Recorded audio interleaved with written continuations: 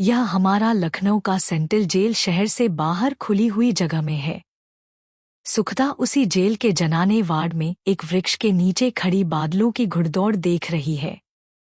बरसात बीत गई है। आकाश में बड़ी धूम से घेरघार होता है, पर छींटे पड़कर रह जाते हैं। दानी के दिल में अब भी दया है, पर हाथ खाली है। जो कुछ था लुटा चुका। जब कोई अंदर आता है और सदर द्वार खुलता है तो सुखदा द्वार के सामने आकर खड़ी हो जाती है। द्वार एक ही क्षण में बंद हो जाता है, पर बाहर के संसार की उसी एक झलक के लिए वह कई कई घंटे उस वृक्ष के नीचे खड़ी रहती है जो द्वार के सामने है। उस मील भर की चारदीवारी के अंदर जैसे दम घुटता है। उसे यहाँ आए अभी पूरे 2 महीने भी नहीं हुए, पर ऐसा जान पड़ता है दुनिया में न जाने क्या क्या परिवर्तन हो गए। पथिकों को राह चलते देखने में भी अब एक विचित्र आनंद था। बाहर का संसार कभी इतना मोहक न था। वह कभी कभी सोचती है उसने सफाई दी होती तो शायद बरी हो जाती, पर क्या मालूम था चित्त की यह दशा होगी। वे भावनाएं जो कभी भूलकर मन में न आती थी, अब किसी रोगी की कुपथ चेष्टाओं की भांति मन को उद्विग्न करती रहती थी। झूला झूलने की उसे कभी इच्छा न होती थी, पर आज बार बार जी चाहता था रस्सी हो तो इसी वृक्ष में झूला डालकर झूले। अहाते में ग्वालों की लड़कियां भैंसे चराती हुई आम की उबाली हुई गुठलियां तोड़ तोड़ कर खा रही हैं। सुखदा ने एक बार बचपन में एक गुठली चखी थी। उस वक्त वह कसैली लगी थी। फिर उस अनुभव को उसने नहीं दोहराया, पर इस समय उन गुठलियों पर उसका मन ललचा रहा है। उनकी कठोरता, उनका सोंधापन, उनकी सुगंध उसे कभी इतनी प्रिय न लगी थी। उसका चित्त कुछ अधिक कोमल हो गया है, जैसे पाल में पड़कर कोई फल अधिक रसीला, स्वादिष्ट, मधुर, मुलायम हो गया हो। मुन्ने को वह एक क्षण के लिए भी आंखों से ओझल न होने देती। वही उसके जीवन का आधार था। दिन में कई बार उसके लिए दूध, हलवा आदि पकाती। उसके साथ दौड़ती, खेलती, यहाँ तक कि जब वह बुआ या दादा के लिए रोता तो खुद रोने लगती थी। अब उसे बार बार अमर की याद आती है। उसकी गिरफ्तारी और सजा का समाचार पाकर उन्होंने जो खत लिखा होगा, उसे पढ़ने के लिए उसका मन तड़प कर रह जाता है। लेडी मेटन ने आकर कहा, सुखदा देवी, तुम्हारे ससुर तुमसे मिलने आए हैं। तैयार हो जाओ, साहब ने 20 मिनट का समय दिया है। सुखदा ने चटपट मुन्ने का मुंह धोया, नए कपड़े पहनाए जो कई दिन पहले जेल में सिले थे, और उसे गोद में लिए मेटन के साथ बाहर निकली, मानो पहले ही से तैयार बैठी हो। मुलाकात का कमरा जेल के मध्य में था और रास्ता बाहर ही से था। 1 महीने के बाद जेल से बाहर निकलकर सुखदा को ऐसा उल्लास हो रहा था मानो कोई रोगी शैया से उठा हो। जी चाहता था सामने के मैदान में खूब उछले, और मुन्ना तो चिड़ियों के पीछे दौड़ रहा था। लाला समरकांत वहां पहले ही से बैठे हुए थे। मुन्ने को देखते ही गदगद हो गए और गोद में उठाकर बार बार उसका मुंह चूमने लगे। उसके लिए मिठाई, खिलौने, फल, कपड़ा, पूरा एक गट्ठर लाए थे। सुखदा भी श्रद्धा और भक्ति से पुलकित हो उठी, उनके चरणों पर गिर पड़ी और रोने लगी, इसलिए नहीं कि उस पर कोई विपत्ति पड़ी है, बल्कि रोने में ही आनंद आ रहा है। समरकांत ने आशीर्वाद देते हुए पूछा, हाँ, तुम्हें जिस बात का कष्ट हो मेटन साहब से कहना। मुझ पर इनकी बड़ी कृपा है। मुन्ना अब शाम को रोज बाहर खेला करेगा और किसी बात की तकलीफ तो नहीं है। सुखदा ने देखा समरकांत दुबले हो गए हैं। स्नेह से उसका हृदय जैसे झलक उठा। बोली, मैं तो यहाँ बड़े आराम से हूँ, पर आप क्यों इतने दुबले हो गए हैं? यह न पूछो, यह पूछो कि आप जीते कैसे हैं। नैना भी चली गई, अब घर भूतों का डेरा हो गया है। सुनता हूँ लाला मनीराम अपने पिता से अलग होकर दूसरा विवाह करने जा रही हैं। तुम्हारी माताजी तीर्थयात्रा करने चली गईं। शहर में आंदोलन चलाया जा रहा है। उस जमीन पर दिन भर जनता की भीड़ लगी रहती है। कुछ लोग रात को वहां सोते हैं। एक दिन तो रातों रात वहां सैकड़ों झोंपड़े खड़े हो गए, लेकिन दूसरे दिन पुलिस ने उन्हें जला दिया और कई चौधरियों को पकड़ लिया।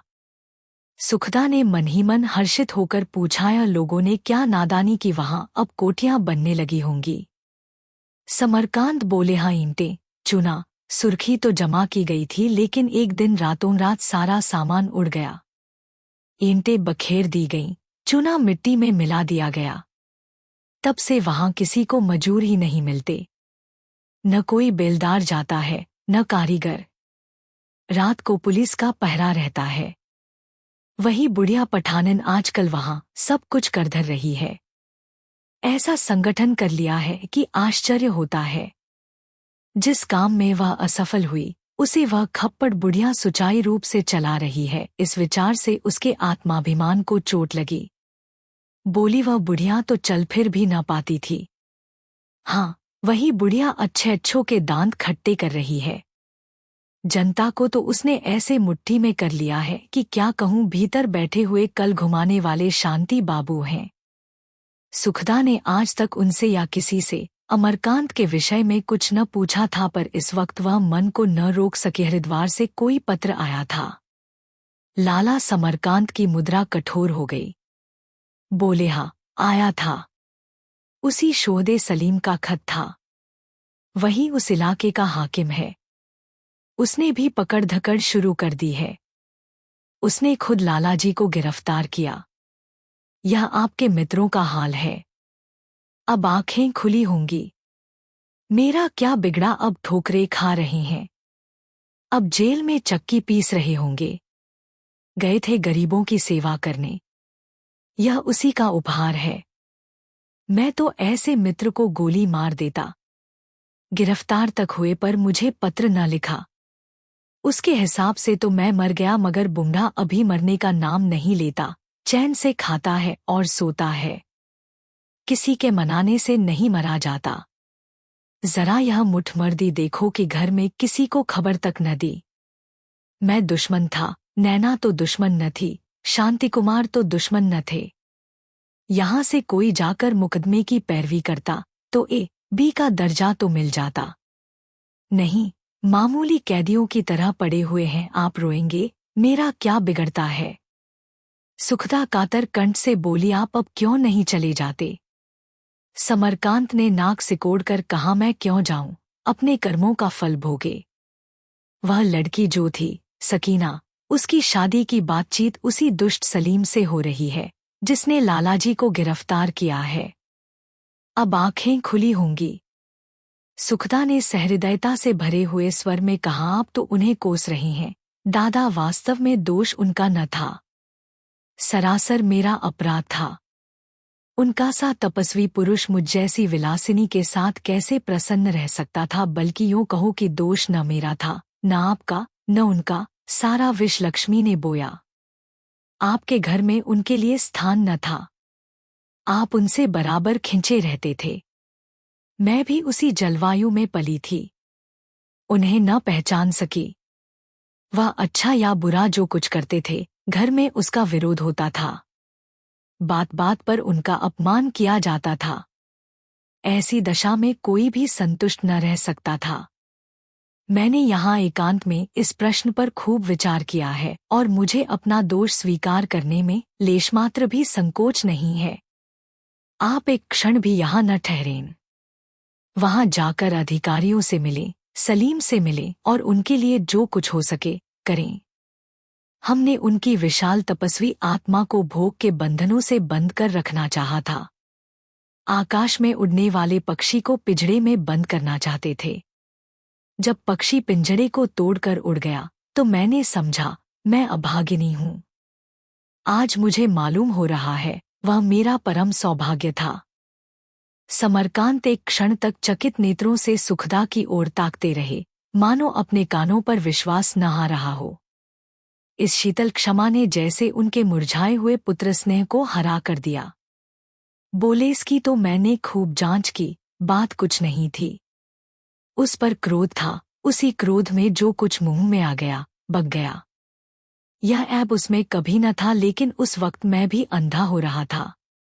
फिर मैं कहता हूँ, मिथ्या नहीं, सत्य ही सही, 16 आने सत्य सही। तो क्या संसार में जितने ऐसे मनुष्य हैं उनकी गर्दन काट दी जाती है? मैं बड़े बड़े व्यभिचारियों के सामने मस्तक नवाता हूँ, तो फिर अपने ही घर में और उन्हीं के ऊपर जिनसे किसी प्रतिकार की शंका नहीं, धर्म और सदाचार का सारा भार लाद दिया जाए मनुष्य पर। जब प्रेम का बंधन नहीं होता तभी वह व्यभिचार करने लगता है।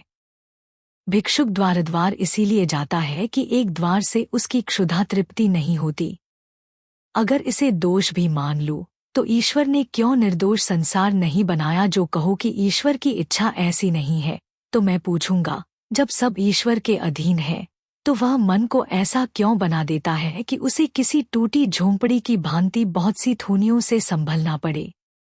यहाँ तो ऐसा ही है जैसे किसी रोगी से कहा जाए कि तू अच्छा हो जा।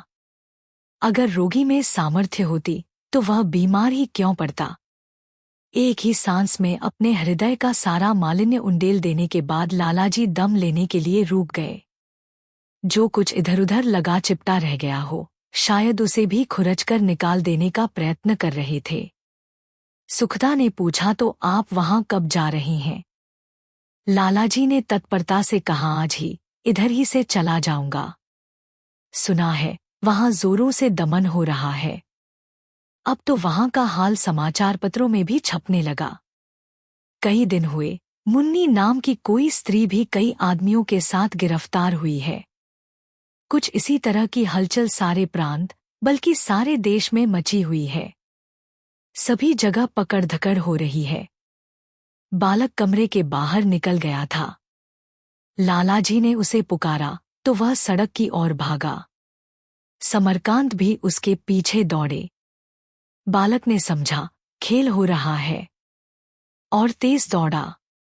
2.5-3 साल के बालक की तेजी ही क्या, किंतु समरकांत जैसे स्थूल आदमी के लिए पूरी कसरत थी।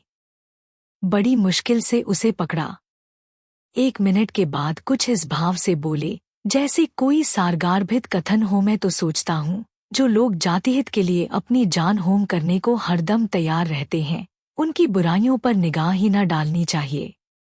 सुखदा ने विरोध किया, या न कहिए दादा, ऐसे मनुष्यों का चरित्र आदर्श होना चाहिए, नहीं तो उनके परोपकार में भी स्वार्थ और वासना की गंध आने लगेगी। समरकांत ने तत्वज्ञान की बात कही, स्वार्थ मैं उसी को कहता हूँ जिसके मिलने से चित्त को हर्ष और न मिलने से क्षोभ हो। ऐसा प्राणी जिसे हर्ष और क्षोभ हो ही नहीं, मनुष्य नहीं, देवता भी नहीं, जड़ है। सुखदा मुस्कराई, तो संसार में कोई निस्वार्थ हो ही नहीं सकता। असंभव स्वार्थ छोटा हो तो स्वार्थ है, बड़ा हो तो उपकार है। मेरा तो विचार है ईश्वर भक्ति भी स्वार्थ है। मुलाकात का समय कब का गुजर चुका था। मिटिन अब और रियायत न कर सकती थी। समरकांत ने बालक को प्यार किया, बहू को आशीर्वाद दिया और बाहर निकले। बहुत दिनों के बाद आज उन्हें अपने भीतर आनंद और प्रकाश का अनुभव हुआ, मानो चंद्रदेव के मुख से मेघों का आवरण हट गया हो। मुन्नी ने दाहिने हाथ को सांप के फन की भांति हिलाते हुए कहा, ऐसी बात होती तो गांव में छिपी न रहती बहूजी, मैं तो रोज ही 2-4 बार उनके पास जाती थी। कभी सिर ऊपर न उठाते थे। फिर उस देहात में ऐसी थी ही कौन जिस पर उनका मन चलता। न कोई पढ़ी लिखी, न गुण, न सहूर। सुखदा ने नब्ज टटोली, मर्द गुणसहूर पढ़ना लिखना नहीं देखते, वह तो रूपरंग देखते हैं, और वह तुम्हें भगवान ने दिया ही है। जवान भी हो। मुन्नी ने मुंह फेरकर कहा, तुम तो गाली देती हो बहूजी मेरी ओर, भला वह क्या देखते जो उनके पांव की जूतियों के बराबर नहीं। लेकिन तुम कौन हो बहूजी, तुम यहाँ कैसे आई? जैसे तुम आई वैसे ही मैं भी आई। तो यहाँ भी वही हलचल है?